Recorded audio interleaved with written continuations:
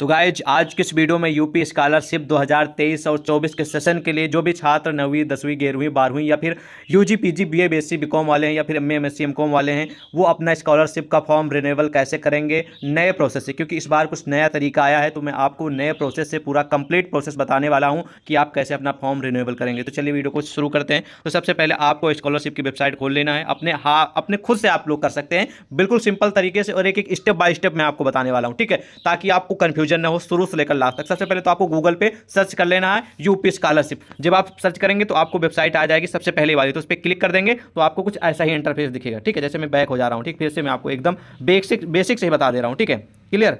चलिए बेसिक तो हमने यहाँ पर टाइप कर दिया यूपी स्कॉलरशिप। देखिए पहली वेबसाइट आ गई, इस पर क्लिक करेंगे। क्लिक करने के बाद आपको कुछ ऐसा इंटरफेस दिखेगा जो कि लोड हो रहा है, अभी आप लोगों को समझ लोड हो जाएगा, ठीक है, ठीक है। ये ऐसा इंटरफेस दिखेगा। उसके बाद आपको सबसे पहले जहाँ पर आपको दिख रहा है स्टूडेंट, इस पर आ जाना है, ठीक है। इस पर आने के बाद आप लोगों को यहाँ पर क्लिक करना है, ठीक है। क्लिक करने के बाद आप लोगों को समस्त 3 ऑप्शन दिखेंगे, ठीक है। जो रजिस्ट्रेशन करना चाह रहे हैं वो रजिस्ट्रेशन कर लें, लेकिन आज की इस प्रोसेस में हम आप लोगों को रिन्यूएबल वाला तरीका बताने वाले हैं। तो क्योंकि हम आपको रिन्यूएबल, चाहे आप जिस भी कोर्स के हों, रिन्यूएबल के लिए ये वीडियो है, ठीक है।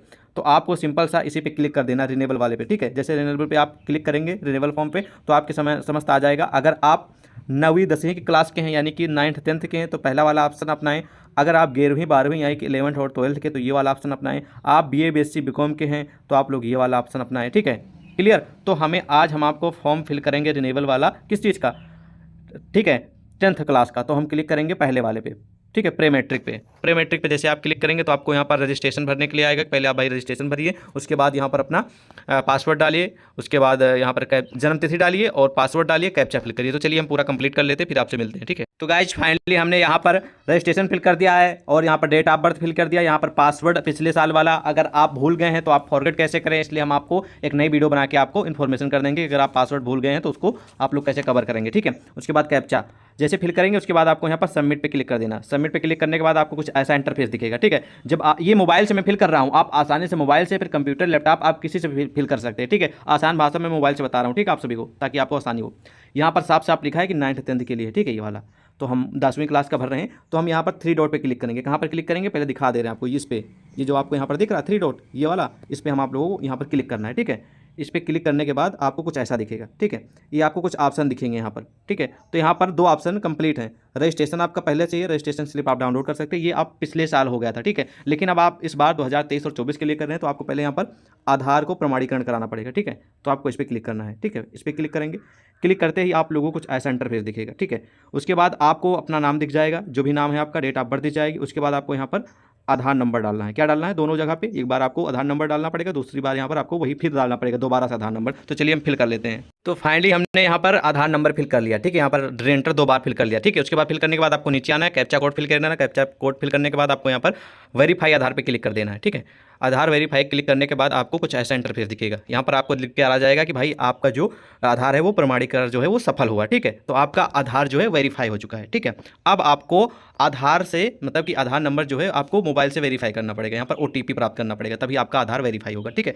2 स्टेप होते हैं, पहला आधार का प्रमाणीकरण होता है आधार नंबर से, उसके बाद ओटीपी के द्वारा प्रमाणीकरण होता है, ठीक है। तो पहला आपका सही हो गया, यहाँ पर सही का निशान आ गया, ठीक है। उसके बाद यहाँ पर आपको दूसरा भी ऑप्शन दिख रहा है, देखो लिखा click here for Aadhaar OTP. तो हम इस पर क्लिक करेंगे। इस पर क्लिक करने के बाद ये ओटीपी जिसके आधार, मतलब जिस मोबाइल में नंबर पे लगा उस पर ओटीपी जाएगी, इस बात को ध्यान रखेंगे, उसी पे ओटीपी जाएगी, ठीक है। तो यहाँ पर आपको ऐसा इंटरफेस दिखेगा जब वहाँ पर आप क्लिक करेंगे। तो ध्यान रहे, जो भी मोबाइल नंबर आपके आधार में लगा है उसी पे ओटीपी जाएगी। जैसे आप यहाँ पर क्लिक करेंगे रिसेंट ओटीपी पे, रिसेंट पे ओटीपी पे क्लिक करते ही आप जिस, मतलब मोबाइल नंबर आधार वाला जिस पे है उसी पे ओटीपी चली जाएगी, उसी मोबाइल पे, ठीक है। तो जैसे ओटीपी आएगी वही आप लोगों को यहाँ पर फिल करना होगा इस बॉक्स में, ठीक है। समझ में आ रहा है ना पूरी तरह। चलिए हम पहले ओटीपी प्राप्त कर लेते हैं, यहाँ पर रिसेंड करते हैं, फिर हम कस्टमर से पहुँचते हैं, फिर यहाँ पर फिल करेंगे, फिर वेरीफाई करेंगे, ठीक है। जैसे फिल करेंगे उसके बाद वेरीफाई हो जाएगा यहाँ पर, ओके। चलिए देख, जैसे ही आप ओटीपी डाल के वेरीफाई करेंगे, सबमिट करेंगे, तुरंत आप बैक हो जाएंगे। यानी कि आप लोग जब यहाँ पर 3 डॉट पे क्लिक करेंगे, ठीक है, मैं बता दे रहा हूँ फिर से, ठीक है, ध्यान से सुनिएगा। जैसे आप ओटीपी डालेंगे बस आपको ऐसा इंटरफेस दिखेगा। उसके बाद आपको यहाँ पर 3 डॉट पे क्लिक करना है, यहाँ पर जहाँ पर 3 डॉट बना, ठीक है। उसके बाद आपको यहाँ पर दिखेगा कि प्रमाणीकरण हेतु तो आधार नंबर डालें, जहाँ पर लिखा था कि टिक हो गया, यानी कि ये पूरी तरह सबमिट हो चुका है, ठीक है। ये पूरी तरह सबमिट हो चुका है, मतलब कि डन हो चुका है, ठीक है, क्लियर। उसके बाद अब आपको अगला ऑप्शन आ जाएगा मोबाइल नंबर सत्यापन करें। तो मोबाइल नंबर सत्यापन करने के लिए आपको यहीं पर क्लिक करना होगा। जैसे क्लिक करेंगे फिर आप लोगों को यहाँ पर मोबाइल नंबर डालना होगा, ठीक ठीक। कौन सा मोबाइल नंबर डालना होगा, जो आधार से लिंक है, जिस पे अभी आपने OTP मंगाई थी, जिस पे OTP गई थी, वही वाला मोबाइल नंबर जो आपके आधार पे लिंक है, वो नंबर डालेंगे। ठीक है, नंबर डालने के बाद आपको यहाँ पर टिक करना होगा, उसके बाद यहाँ पर कैप्चा कोड डालना होगा। तो चलिए हम मोबाइल नंबर और कैप्चा कोड डालते हैं। क्लियर? तो हमने यहाँ पर मोबाइल नंबर डाल दिया, OTP डाल दिया, उसके बाद हम सबमिट पे क्लिक करेंगे। ठीक है, आपको सबमिट पे क्लिक कर देना। ये देखिए यहाँ पर लिखा सबमिट। सबमिट पे क्लिक करते ही आप जो मोबाइल नंबर डालें उस पर OTP जाएगी। ठीक है, तो चलिए OTP यहाँ पर डालते हैं हम। तो फाइनली यहाँ पर हमने OTP डाल दी और यहाँ पर कैप्चा कोड यहाँ पर फिल कर दिया। यहाँ पर OTP, यहाँ पर कैप्चा कोड डाल के उसके बाद आपको ये जो सेक्शन दिख रहा है सबमिट OTP, इस पर आपको क्लिक कर देना। ठीक है, जैसे क्लिक करेंगे उसके बाद आपका जो ये जो मतलब कि मोबाइल का सत्यापन था ये क्लियर हो जाएगा, मतलब कि डन हो जाएगा। आप 3 डॉट पे क्लिक करके हम देखते हैं। ठीक है, यहाँ पर क्लिक करके जैसे हम देखेंगे तो यहाँ पर लिख के आ गया है, सही का निशान लग गया है कि मोबाइल नंबर सत्यापन आपका हो चुका है, टिक हो गया। ठीक है, उसके बाद यहाँ पर अगला जो पॉइंट है वो है NCPI का सत्यापन, यानी कि जिस माध्यम से आप लोगों के खाता में पैसा आएगा उसका सत्यापन। ठीक है, तो चलिए इस पर क्लिक करके देखते हैं क्या होता है। ठीक है, इस पर क्लिक करेंगे। क्लिक करने के बाद यहाँ पर बताएगा status from NPCI API response. ठीक है, अब हम यहाँ पर चेक करेंगे स्टेटस। ठीक है, स्टेटस पे चेक करते हैं। ठीक है, क्लिक करते हैं। क्लिक करने के बाद आपको यहाँ पर लिख के आ गया VR सॉरी, मतलब अभी सर्वर डाउन है इसलिए ये आपको समस्या दिखा रहा है। ठीक है, जब आप ये मतलब कि शाम टाइम पे या फिर एकदम मॉर्निंग में करिएगा तो आपको ये जो VR सॉरी दिख रहा है ये आपको नहीं दिखेगा। ठीक है, क्या नहीं दिखेगा? ये VR सॉरी नहीं दिखेगा, आपको बताएगा कि हाँ स्टेटस क्लियर है, फिर वो स्टेप आपका भी टिक हो जाएगा इस तरह, जैसे वो हर स्टेप टिक हो गए थे। ठीक है, हरे कलर से। उसके बाद आपको हम दिखाते हैं कि कौन सा ऑप्शन आएगा। तो आप यहाँ पर कर लेंगे कौन सा NCPI सत्यापन। उसके बाद मान लीजिए अगर आपको कुछ गड़बड़ी लगती है तो यहाँ पर आवेदन पत्र में संशोधित कर सकते हैं।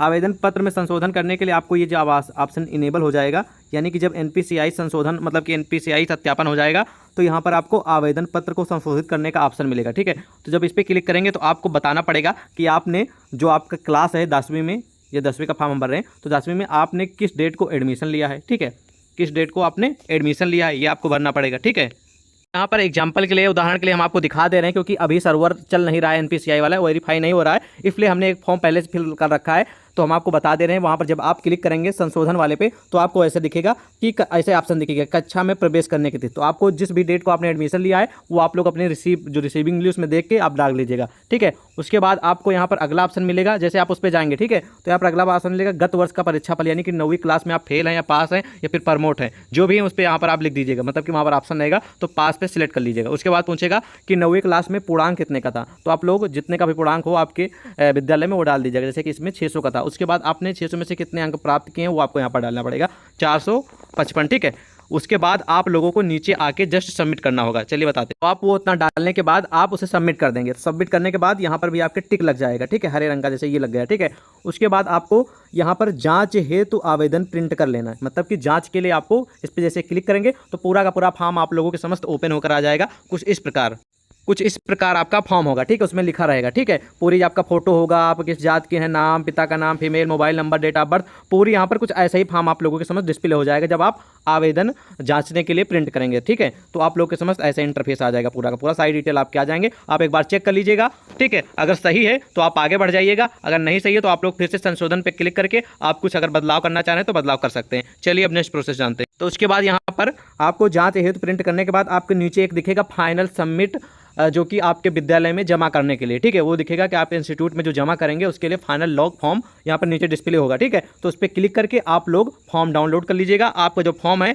वो अभी जो मैंने दिखाया था ना फॉर्म, उसी तरह कुछ दिखेगा, उसको प्रिंट करके आप अपने जो है वो विद्यालय में जमा कर लीजिएगा। लेकिन जब फॉर्म निकलेगा तो उसमें आपकी साइन रहेगी, आपके गार्जियन की साइन रहेगी। ठीक है, और उसमें मोबाइल नंबर सब पूरा डिटेल वहाँ पर लिखा होगा, वही आपको भरना होगा। आपके पिता का या फिर आपके माता का सिग्नेचर होगा और आपका भी होगा। ठीक है, तो वो लगा के और जितने भी आपने डॉक्यूमेंट है, आय, जात, निवास, फोटो, जितने भी डॉक्यूमेंट है, जितने भी आपने लगाए इसमें, वो सभी आप लोग उसमें स्टेपलर करके तब इंस्टीट्यूट में जमा कर दीजिएगा। आय, जात ये आपका हो गया। ठीक है, फोटो हो गया। ठीक है, आधार कार्ड हो गया, बैंक की पासबुक हो गई, रसीद हो गई, मार्कशीट हो गई, ये सब आपको पीछे लगा देना है फॉर्म के साथ। ठीक है, तो ये इस तरह आपका पूरा का पूरा जो फॉर्म है वो सबमिट हो जाएगा। ठीक है, क्लियर? आई होप आपको कोई भी डाउट नहीं रह गया होगा। आप इसी तरह पूरा का पूरा फॉर्म भर लीजिएगा रिन्यूअल वाला। फिलहाल जल्दी हम आप लोगों के समस्त जो छात्र फ्रेश वाले